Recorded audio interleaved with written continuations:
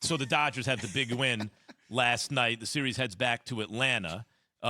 So, like, how do they come back from the 3-1 again in consecutive years? Okay, so I think that there's this stat out there that the Dodgers have won a bunch of elimination games in a row, which I think is a little misleading because it's like, listen, Key, relax. I'm saying if you're in a position to get knocked out, that's why you're winning so many elimination games, as opposed to being able to actually take control of a series or two here and there, which is what they have not been able to do. And they played in the wildcard game. But the key to this is that they're starting against Ian Anderson, Key. And Ian Anderson in the first inning is not good. That's his worst inning period. So they can find a way to jump on them. Even though they're on the road, they're going to be able to find a way to win this game because they just got too much talent in the lineup, even with Turner out and even with Muncy out. Yeah, Scherzer is on the mound for us. And, I mean, he was okay last outing. Not great, but okay. Okay. I mean, he literally said, and this is the only time I've ever heard a pitcher say this, Jay, my arm is dead. That's not a good sign. You know what I'm saying? A lot of people are starting to point to Dave Robertson saying that the usage rate on a lot of the pitchers is high. But yeah, because when we getting rocked in certain innings, it's easy to go to that. Yeah. Then when we start doing what we do on the offense, doing what we do. That ain't doing what we do. That's not really good English. That's but not when we USC start language. doing the things that we're capable of doing, there you go. Then people change because on the offensive side, our bats start to go. And when our bats start to go, people forget about the bad pitching. When you get runs, people forget about the runs that you've given up. That's true. I mean, that's the reality of it.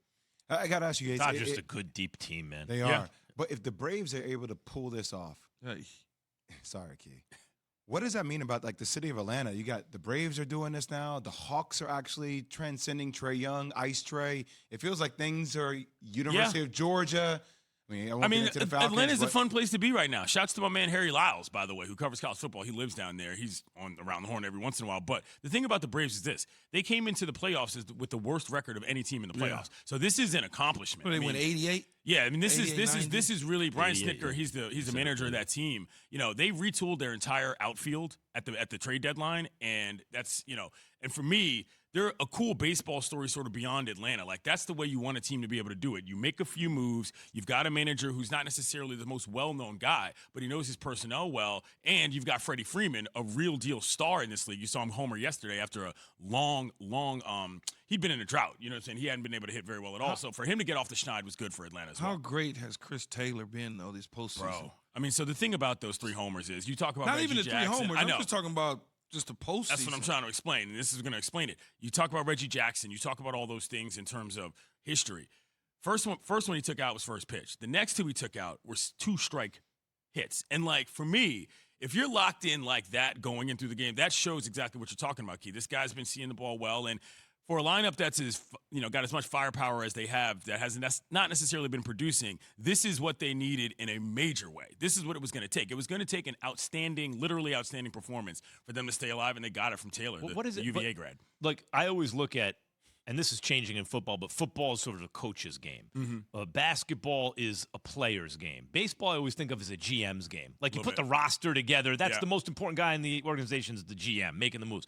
But there's something about a team that consistently wins elimination games, right? Where it comes down to one game, it can't just be the GM has a deep roster. There has to be some kind of character in the team after a while, you think. How would you describe what that is? Well, they're the defending champions. I mean, I think that's probably the main driving source, that they know they can win because they literally have the trophy on the shelf. But they did it to win the trophy. But I'm saying, like, that's my point. Confidence, you know what I mean? man. It's confidence based on having won. And I also think Robert specifically and the manager is the type of person who, I know, listen, we can talk about the relationship between the GM and Dave Roberts, but people remember what Dave Roberts did as a player, as the Red Sox. He came in, he stole that base that everybody knew he was going to take. I still hate him for that. I tell him every time I talk to him. That's what I'm saying. That's the character of who this team is. And I think it's unfortunate, too, because Turner going out was one thing, but when Max Muncy went down, it completely changed the entire ability of what they had to do. They had to figure out all these things in terms of who was playing first base, who was going to play center field.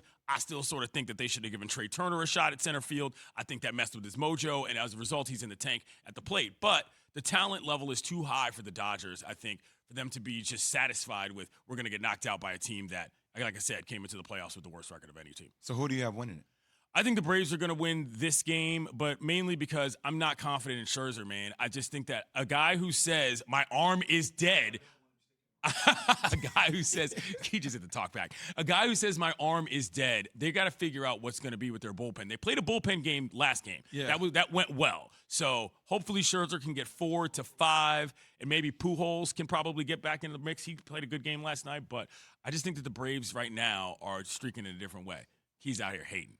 I mean, the Braves, who've been excellent almost every year for 1,000,000 years now, have one championship to show for it. It'd be so funny if this is the year they did it when they only came in with 88 wins. I want the Dodgers to win. I just think that the Braves are looking at it right now.